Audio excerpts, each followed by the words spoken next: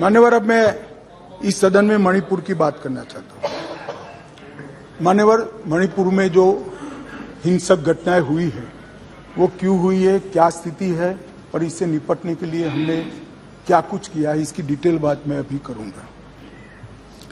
परंतु मैं विपक्ष की इस बात से सहमत हूं कि वहां पर हिंसा का तांडव हुआ है और इस हिंसा के तांडव से कोई सहमत नहीं हो सकता। मान्यवर, हम भी सहमत नहीं हैं, उनसे ज्यादा दुख हमें है मान्यवर, परंतु ये परिस्थिति जन्य है। मैं बताना चाहता हूं, इसी घटनाओं का कोई समर्थन नहीं कर सकता। समाज के नाते हमें शर्म आई, इस प्रकार की घटनाएं वहां हुई है, इससे कोई इनकार नहीं। परंतु ये जो घटना हुई है वो शर्मनाक है। उस घटना पर राजनीति करना इससे भी ज्यादा शर्मनाक है। मान्यवर,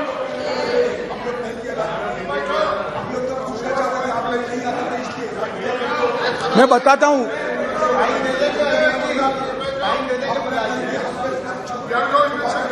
ओके प्लीज। ये गलती आपकी है। अरे यार, आपके टाइम में बोलना पड़ेगा, मेरे टाइम में साले प्लीज प्लीज। गलती आपकी है, हम तो सवाल पूछने वाला है और आप हमारे ऊपर दोबारा इल्जाम थोपने की कोशिश कर रहे हैं। सियासत तो आप कर रहे हैं, हम कहाँ सियासत किए? प्रधानमंत्री गए नहीं, प्रधानमंत्री जी की उपस्थिति।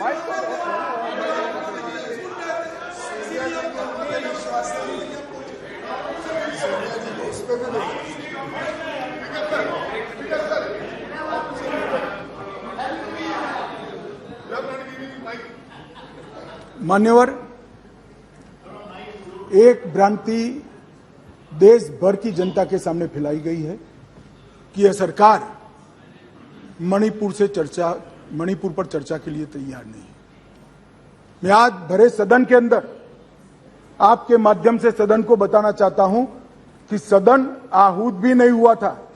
मैंने पत्र लिखकर अध्यक्ष जी से मांग की थी कि मैं चर्चा के लिए तैयार हूं, इसमें समय मर्यादा मत बढ़ाइए। प्लीज बैठो बैठो बैठो प्लीज प्लीज प्लीज प्लीज।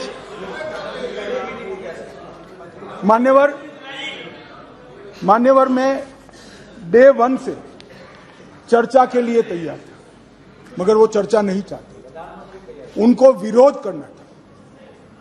और मैं कहना चाहता हूं, मेरी चर्चा से संतुष्ट न होते तो फिर कहते प्रधानमंत्री करे, प्रधानमंत्री विचार भी करते, मगर आप सदन में चर्चा ही न होने दो।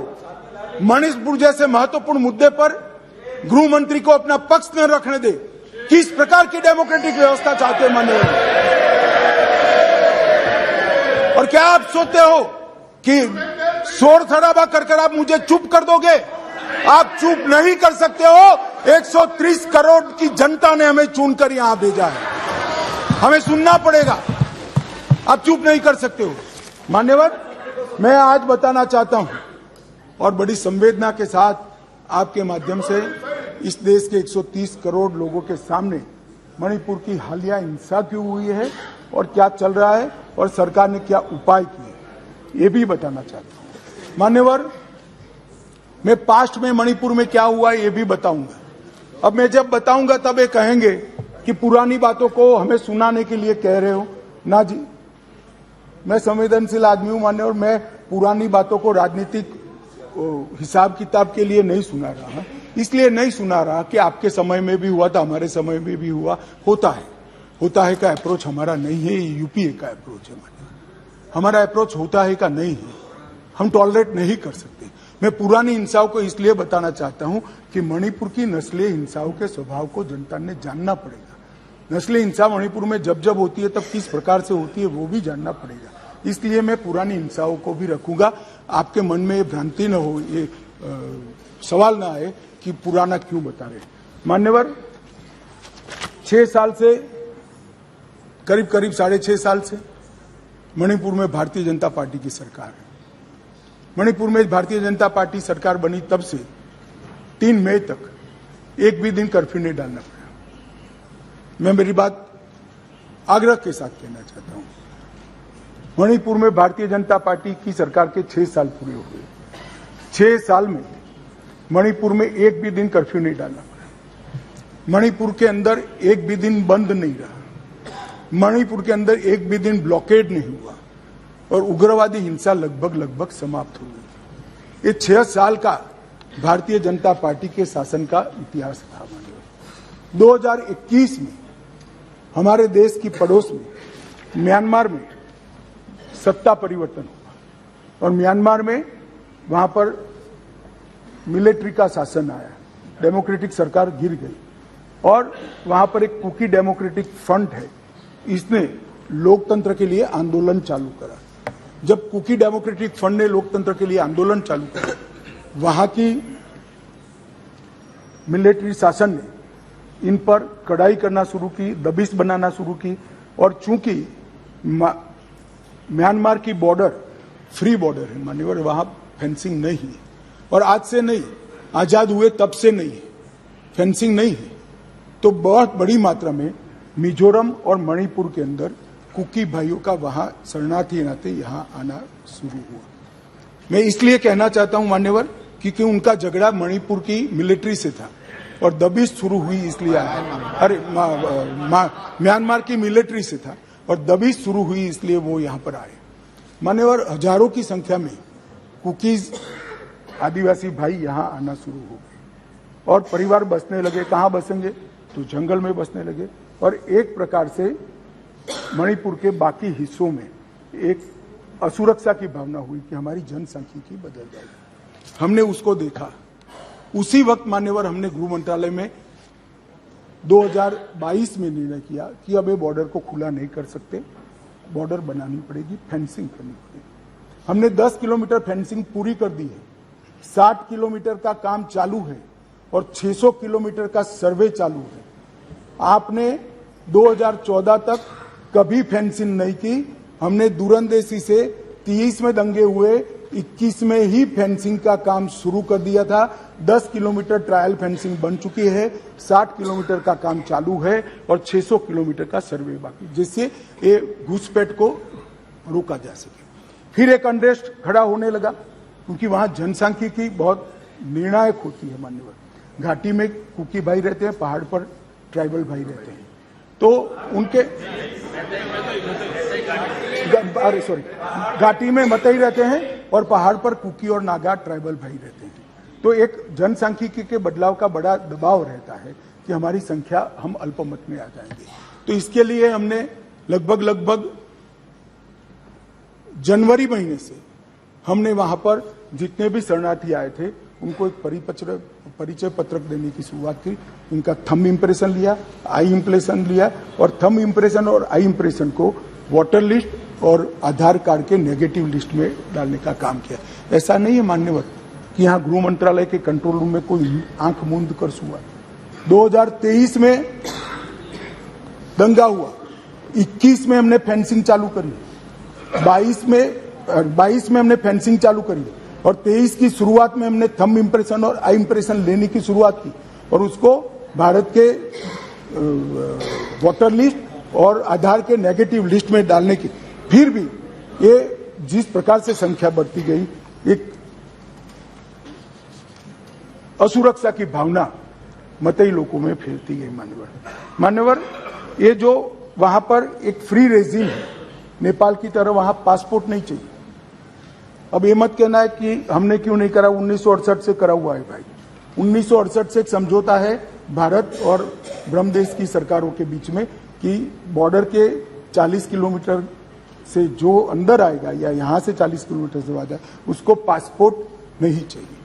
ये समझौता है, किसी को रोकना भी असंभव था। और इतने हजारों किलोमीटर की बॉर्डर में बाढ़ भी नहीं लगी थी, फेंसिंग भी नहीं थी, तो संख्या बढ़ती गई और असुरक्षा बढ़ती गई। इतने में एक अफवाह फैल गई 29 तारीख अप्रैल को कि 58 ये वसाहतें जो थी शरणार्थियों की, उसको गांव घोषित कर दिया गया। अब गांव घोषित करने की अफवाह से ही घाटी में बहुत बड़ा अनरेस्ट शुरू हुआ मान्यवर। और वो अनरेस्ट को भी हमने माइक वाली जीपे चलाई, बताया गया कि भाई कोई गांव घोषित नहीं हुआ है, मगर अफवाहें जब फैलती है तब फैलती है, अविश्वास का वातावरण। और घोषित जंगल गांव घोषित किया, जंगल गांव घोषित किया, जो वसायतें थी उसको, तो उनको लगा परमानेंट अब यही बस जाएंगे, तो एक अनरेस्ट खड़ा हुआ। उसके बाद में आग में तेल डालने का काम हाईकोर्ट मणिपुर के अप्रैल महीने में आए हुए एक फैसले ने कहा, जिसने सालों से पड़ी हुई एक लंबित पिटीशन को अचानक चलाया। अचानक चलाकर ना भारत सरकार के ट्राइबल आयोग को शपथ पत्र लिया, ना भारत सरकार के ट्राइबल डिपार्टमेंट का लिया, ना भारत सरकार के गृह मंत्रालय का लिया, ना मणिपुर सरकार का लिया, और अचानक ही कह दिया कि 29 अप्रैल के पहले इस मतई जाति को ट्राइबल घोषित कर दी गई।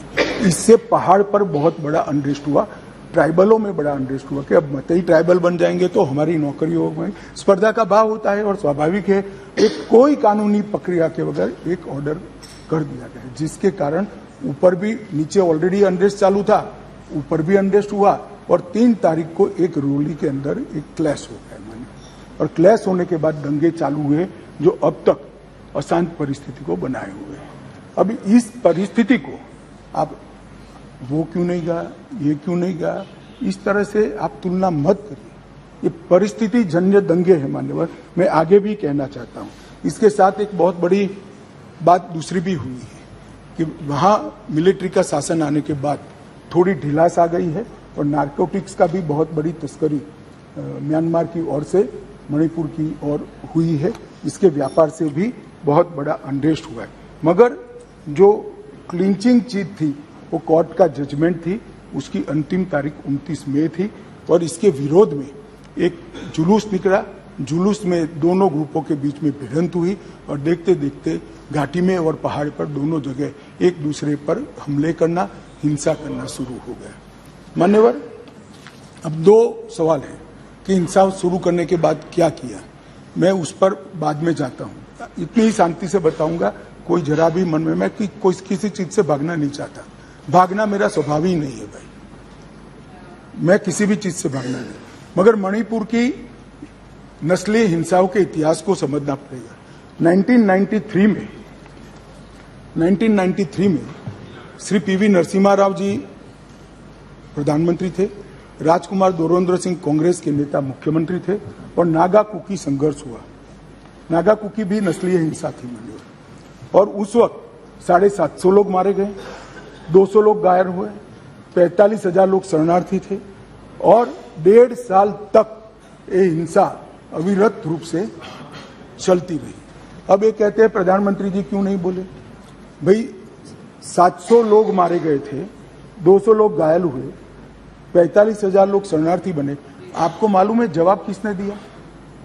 मान्यवर, इनको मालूम है जवाब किसने दिया? MOS राजेश पायलट। और मुझे नहीं बोलने देते। मान्यवर, इतनी जघन्य घटना हुई, भारत सरकार से किसी ने मुलाकात की क्या था? ट्राइबल मिनिस्टर गया? ना जी। समाज कल्याण विभाग के मंत्री गए? ना जी। होम मिनिस्टर का question does not arise. MOS गए? ना जी। और ये पूछते हैं हमें कि प्रधानमंत्री क्यों नहीं गए? अरे भाई, आप जरा देखिए कि नस्लीय हिंसाओं का इतिहास, मैं पूरा बताता हूं इतिहास, मुझे जल्दबाजी नहीं है, बड़ा महत्वपूर्ण मुद्दा है, मुझे पूरा बताना है इतिहास। संसद के अंदर विपक्ष बोलते बोलते थक गया, गृह मंत्री जवाब देने के लिए खड़े नहीं हुए, MOS ने जवाब दिया मान्यवर, और ये लोग प्रधानमंत्री जवाब दे वो मांग से पूरा पार्लियामेंट होल्ड करे हुए। मान्यवर, 1993 में दूसरी बार संघर्ष हुआ, मतई पंगल संघर्ष हुआ, 100 लोग मारे गए, वो भी 1 साल तक चला, और राज्यसभा में गृह मंत्री ने जवाब दिया, बस, लोकसभा में नहीं। और ये कह रहे हैं प्रधानमंत्री जवाब दे। मुलाकात की किसी ने नहीं की, ना गृह मंत्री ने, ना MOS ने, किसी ने नहीं की। फिर इंदर कुमार गुजराल आए 97-98 में, कुकी पाइते संघर्ष हुआ, 350 लोग मारे गए, 1 साल तक संघर्ष चला। ये भी नस्लीय हिंसा है, मैं टेररिज्म की घटनाएं नहीं गिना रहा, नस्लीय हिंसा समझा रहा हूं। 1 साल तक चला, चर्चा ही नहीं हुई, स्टेटमेंट भी नहीं हुआ, सवाल भी सारे खारिज कर दिए गए, और ये कहते हैं प्रधानमंत्री जवाब दे। और मैं डे वन से कह रहा हूं मान्यवर, मैं जवाब देने के लिए तैयार हूं। मेरी ड्यूटी है, मैं देश के प्रति जवाब दे हूं, संसद के प्रति जवाब दे हूं, विपक्ष के प्रति भी जवाब दे हूं। मैं आपको जवाब देने के लिए, मुझे बोलने नहीं देते हैं। ये किस प्रकार का लोकतंत्र है मान्यवर?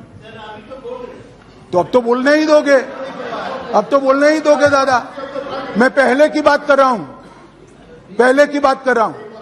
और हमारे गोगाई जी कहते हैं मौन तोड़ने के लिए लाया गया। अरे भाई, मौन रखने वाले तो हार गए और वहां बैठ गए। हम तो बोलने वाले हैं, जवाब देने वाले हैं। हम मौन नहीं रखते, मौन आप रखते हैं। हमें कुछ नहीं छुपाना, हमारा कोई आदमी इसमें इन्वॉल्व नहीं है। मैं नाम बोलना नहीं चाहता, गृह मंत्रालय के रिकॉर्ड पर नेताओं के नाम है। सुनना है तो बता दूं, आप खड़े होकर कह दो बताओ तो मैं बता देता हूं। नाम सुनना है?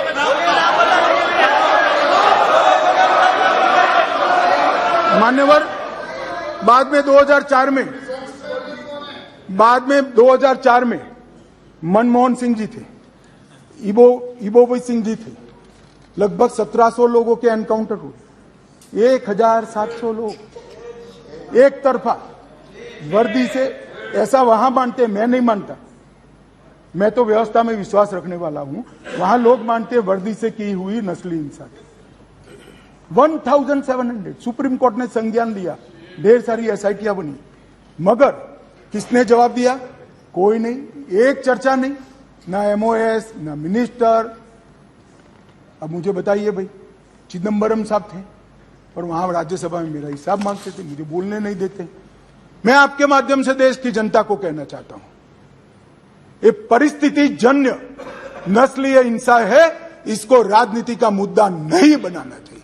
और मान्यवर, 3, 4, 5 मैं पूरे देश को बताना चाहता हूं, इस देश के प्रधानमंत्री ने रात को 4 बजे भी मुझे फोन किया है और दूसरे दिन 6:30 बजे मुझे फोन से उठाया भी इस देश के प्रधानमंत्री ने। और ये कह रहे हैं मोदी जी ध्यान नहीं रख रहे। मान्यवर, 3 दिन तक लगातार हमने यहां से काम करने का काम किया। 16 वीडियो कॉन्फ्रेंस करी, 36,000 लोग सिक्योरिटी फोर्सेस सीएपीएफ के वहां पहुंचाए, वायुसेना के विमानों का उपयोग किया। चीफ सेक्रेटरी बदल दिया गया, डीजीपी बदल दिया गया, सुरक्षा एडवाइजर भेज दिया गया। चीफ सेक्रेटरी भारत सरकार ने भेजा, डीजीपी भारत सरकार ने भेजा, सुरक्षा एडवाइजर भारत सरकार। ये सब 4 तारीख की शाम को समाप्त हो गया था। 3 को हिंसा हुई, 4 तारीख को समाप्त हो गया था। और ये कहते हैं 356 क्यों ना लगाया? 356 तब लगती है जब हिंसा के समय राज्य सरकार कोऑपरेट न करे। हमने डीजीपी बदल दिया, उन्होंने भारत सरकार के डीजीपी को स्वीकार कर लिया। हमने चीफ सेक्रेटरी बदल दिया, उन्होंने भारत सरकार के चीफ सेक्रेटरी भेजे हुए चीफ सेक्रेटरी को। मैं यही कह रहा हूं, समझ न हो तो नहीं आएगी भी। सीएम तब बदलना पड़ता है जब कोऑपरेट न करे। ये सीएम कोऑपरेट कर रहा है, डीजीपी, सुरक्षा सलाहकार, ये सबको हमने बदला है। मान्यवर,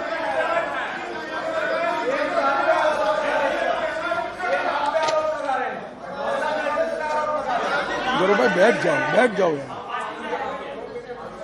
कृपया आप इतनी चिंता करो कि मैं आसाम पर न जाऊं।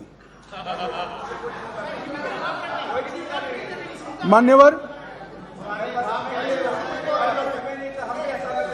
यूपीए के शासन में वहां नाकाबंदी की जाती थी, ब्लॉकेड लगाए जाते थे। 1 साल में 139 दिन से 30 दिन तक का ब्लॉकेड रहा, 5 साल तक ब्लॉकेड लगे। और उस वक्त पेट्रोल के दाम 1200 रुपये तक पहुंचे थे। हमने 28 दिन में पूरा काम पूरा कर रेलवे को वहां पहुंचा है और अबाधित रूप से आज सप्लाई वहां पर चालू है और दामों को बढ़ने नहीं, अबाधित रूप से।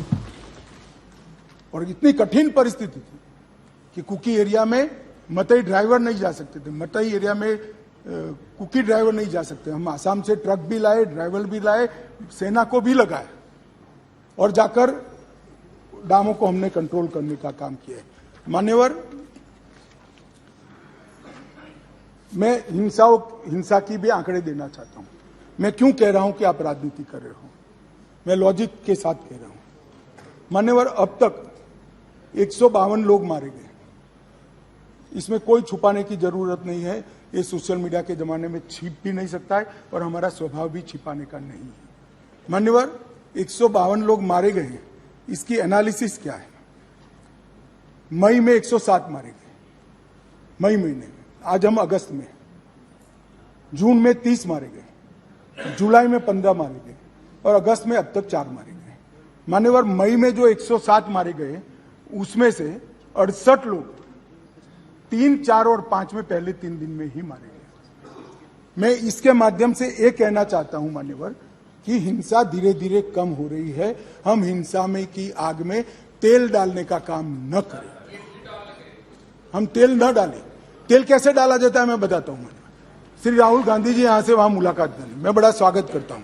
संवेदना है, मणिपुर की चिंता है। गए, एयरपोर्ट पर उतरे, उन्होंने कहा कि भाई हमें चूड़ाचांदपुर जाना है। ठीक है भाई, अगले दिन जाने वाले थे, पहले दिन कहा कोई बात नहीं, चाहिए आप जरूर जाना चाहिए। हमने कहा हेलीकॉप्टर से चले जाइए, कि नहीं मैं रोड से जाऊंगा। पुलिस ने रोकना पड़ा। फिर 3 घंटे तक ऑल इंडिया लाइव कराकर ये नाटक देश को दिखाया और फिर 4 बजे दूसरे दिन हेलीकॉप्टर से चले गए। भाई हेलीकॉप्टर से चले जाते तो क्या आपत्ति थी? हमने सुरक्षा की पूरी व्यवस्था की थी, परंतु इस प्रकार की काम करने के लिए वहां जाना, इसको पॉलिटिक्स कहते हैं गौरव जी। आप वहां जाते हैं तो कोऑपरेट करिए। चूड़ाचांदपुर जाने से कोई नहीं रुक रहा, हम हेलीकॉप्टर से भेज रहे हैं। आप जाना नहीं चाहते, नहीं मैं बाय रोड ही जाऊंगा। चलो बाय रोड जाना है, जनता को दिखाना है, तो फिर दूसरे दिन क्यों गए? दूसरे दिन भी न जाते, दूसरे दिन भी गए तो पहले दिन सत्याग्रह दिखाना था। भाई इस तरह की पॉलिटिक्स ऐसी विषम परिस्थितियों में मत करिए। क्या आप मानते हैं, आप क्या मानते हैं कि सरकार को आप इस तरह से परेशान करेंगे, चाहे वहां की हो या यहां की, और जनता नहीं जानती है? जनता ये सारा जानती है और पहचानती भी है।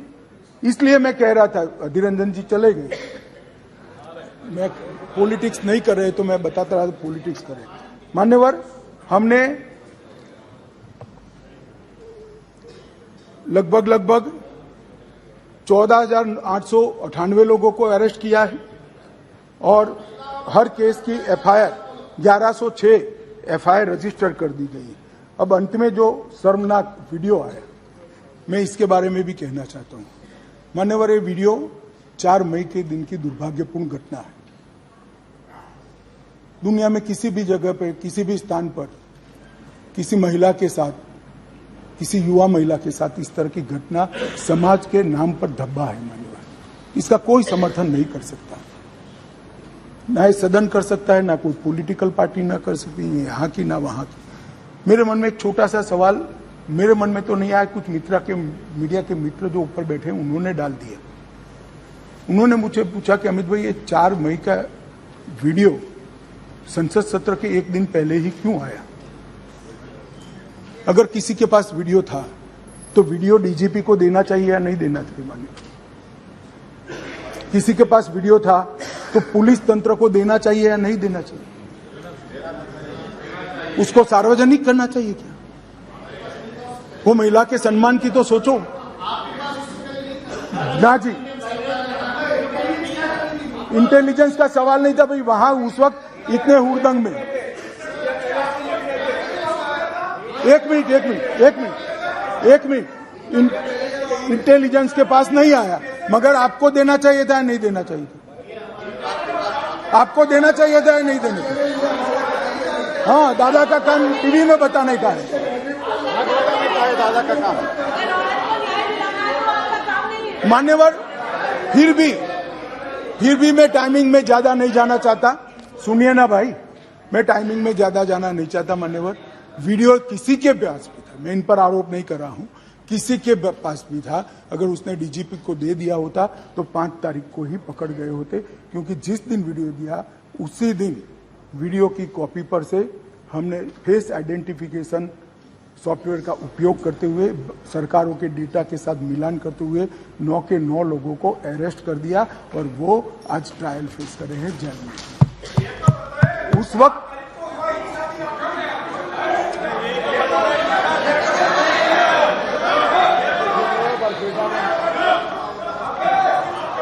मान्यवर, मैं शांति के लिए किए गए प्रयासों को भी सदन के सदस्यों को बताना चाहता हूं। मान्यवर, पुलिस अधिकारी के ऊपर कार्रवाई क्यों नहीं चल रही? मान्यवर, मैं वहां 3 दिन रहा, 3 रात रहा। मेरे साथी नित्यानंद जी 23 दिन तक लगातार वहां रहे। एमओएस होम मिनिस्टर पहली बार नहीं, कोई गया ही पहली बार मैं ही गया हूं। अब तक कोई नहीं गया है। इतने सारे दंगे मैंने जो बताए, नस्ली इंसान, कोई नहीं गया है।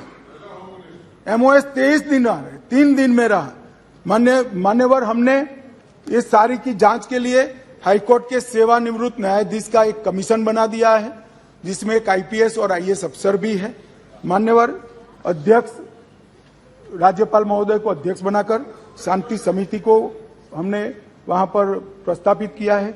36,000 से अधिक सुरक्षा कर्मी, जहां मतई समूह रहता है, जो कुकी रहता है, बीच में बफर जोन बनाकर खड़े हैं। आज भी गुस्सा शांत नहीं हुआ है, परंतु हिंसा इसलिए कम हुई कि बीच में 36,000 पैरामिलिट्री फोर्सेस दिन रात तैनात थे, इसलिए हिंसा कम हुई है। बेहतर इंटर एजेंसी समन्वय के लिए यूनिफाइड कमांड व्यवस्था, क्योंकि वहां बीएसएफ भी है, सीआरपीएफ भी है, असम राइफल भी है, सेना भी है, मणिपुर पुलिस भी है। 5 सुरक्षा एजेंसियों के बीच में बेहतर समन्वय के लिए यूनिफाइड कमांड व्यवस्था बना दी गई है और उसकी चेयरमैनशिप यहां से भेजे गए सुरक्षा सलाहकार के हाथ में है।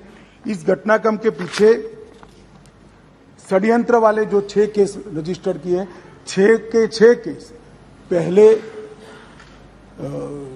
सीबीआई को दे दिए गए थे। सुप्रीम कोर्ट ने और 11 केस सीबीआई को दिया है। इसके लिए भी एसआईटी आज गठित हो गई है। मान्यवर, पीड़ित और पुनर्वसन पैकेज दिया गया है। सभी मृत्यु वालों को 10 लाख रुपया चुकाने का काम समाप्त हो चुका है। लगभग 30,000 मैट्रिक टन चावल रातों रात पीयूष भाई ने यहां से वहां भेजा है, जो भी बांट रहे हैं। किसी भी क्षेत्र में मेडिकल सुविधाओं का अभाव न हो, इसलिए भारत सरकार की 8 टीमें अलग अलग एम्स से वहां कैंप के अंदर कर दी गई है। कोर्ट में मुकदमों में किसी की एक्स पार्टी सुनवाई न हो, इसलिए चारों प्रभावित जिलों के डिस्ट्रिक्ट कलेक्टर के वहां वीडियो कॉन्फ्रेंस की सुविधा कर दी है, तो हाईकोर्ट में जाना नहीं पड़ता है, सबकी सुनवाई वहीं से हो रही है। बच्चों का ऑनलाइन एजुकेशन चालू हो गया है। घाटी में 98% स्कूलें खुल गई है, 80% उपस्थिति रहती है। 2% स्कूलों में कैंप चल रहे हैं, वो भी अब अस्थायी शेल्टर बनाने की शुरुआत हमने कर दी है। राहत सामग्री सुलभता से मिले, इसके लिए भी हमने ढेर सारे प्रयास किए हैं और सुरक्षा की समीक्षा भी हर सप्ताह मैं यहां से वीडियो कॉन्फ्रेंस से यूनिफाइड कमांड के साथ करता हूं। गृह सचिव हर दूसरे दिन करते हैं और डीआई भी हर रोज करते हैं। मान्यवर, इतनी क्लोज वॉच के साथ वहां शांति बनाने का प्रयास चल रहा है। मैंने आगे कहा कि पुरानी सरकारों में किसी में 9 महीना हुआ, किसी में 1.5 साल हुआ। मैं इतना जरूर कहना चाहता हूं मान्यवर, कम से कम समय में ये हिंसा को शांत करने का काम हम कर पाएंगे, ऐसा मुझे भरोसा है। आज ये सदन जब तब सदन को मैं विश्वास दिलाना चाहता हूं कि मणिपुर के अंदर भाई ये बहुत यार बाद में पूछो ना, बाद में पूछो, बैठ जाओ प्लीज।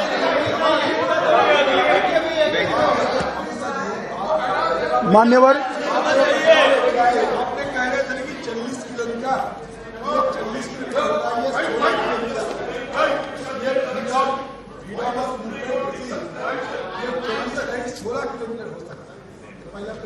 मान्यवर, दूसरी बात यह है कि सब ऐसे नहीं होती चर्चा। आपको मौका में देंगे, पूरा मौका देंगे आपको, माननीय गृह मंत्री। मान्यवर, सीमा की सुरक्षा को सुनिश्चित करने के लिए बाड़ बनाने का काम शुरू हो चुका है। बाकी बाड़ का सर्वे हमने और गति से चालू किया है। बायोमेट्रिक्स लेने की गति भी हमने बढ़ा दी है और मैं इस सदन के माध्यम से मणिपुर के दोनों समुदायों से करबद्ध निवेदन करना चाहता हूं, हिंसा किसी भी समस्या का समाधान नहीं है। वार्ता करिए। अभी हम मतई समुदाय के साथ भी वार्ता कर रहे हैं, मैं स्वयं कर रहा हूं। कुकी समुदाय के साथ भी वार्ता कर रहे हैं, आज भी की थी, मैं स्वयं कर रहा हूं। मेरा अनुरोध है कि साथ में बैठकर, भारत सरकार के साथ बैठकर इस समस्या का समाधान निकाल दीजिए। अफवाहों से ज्यादा अविश्वास का वातावरण हुआ है। भारत सरकार की जरा भी मंशा नहीं है कि वहां की डेमोग्राफी को चेंज कर दिया जाए। घुसपैठ को भी हम रोकेंगे। हमने राजद्वारी तरीके से म्यांमार के साथ भी बात की है और हर प्रयास हम करना चाहते हैं जो हम कर पाते हैं। मान्यवर, मैं इतना ही कहना चाहता हूं कि इस विषय पर राजनीति नहीं करनी चाहिए। ये विषय ऐसा है जिसमें किसी की जान गई है, किसी का सम्मान गया है, किसी के साथ दुर्व्यवहार हुआ है। वो व्यक्ति हमसे कितना भी दूर रहता हो, मगर भारत का है और इसके प्रति हम सबके मन में, पूरे सदन के मन में संवेदना होनी चाहिए। मैं मानता हूं कि इस शांति की अपील में मेरी बात रखने के बाद सदन के दोनों ओर के सदस्य शांति की अपील में जुड़ेंगे। मैं बाकी सबका तो भरोसा नहीं दे सकता, मगर एनडीए के सारे सदस्य तो जुड़ेंगे, इसका मुझे भरोसा है। मान्यवर, अब मैं थोड़ा इन लोगों ने जो पॉलिटिकल बात करी है इसका भी जवाब देना चाहता हूं। जो अब तक चर्चा हुई इसमें पॉलिटिकल जो बातें हुई, गौरव गोगोई जी ने मणिपुर के नस्ले हिंसा, इसके ढेर सारे बात की, आंकड़े बताए। मैं आपके माध्यम से श्री गौरव गोगोई को कहना चाहता हूं और रिकॉर्ड के आधार पर कहना चाहता हूं, सबसे ज्यादा धार्मिक और नस्लीय दंगे किसी के शासन में हुए हैं तो श्री जवाहरलाल नेहरू, इंदिरा गांधी और राजीव गांधी के समय में हुए।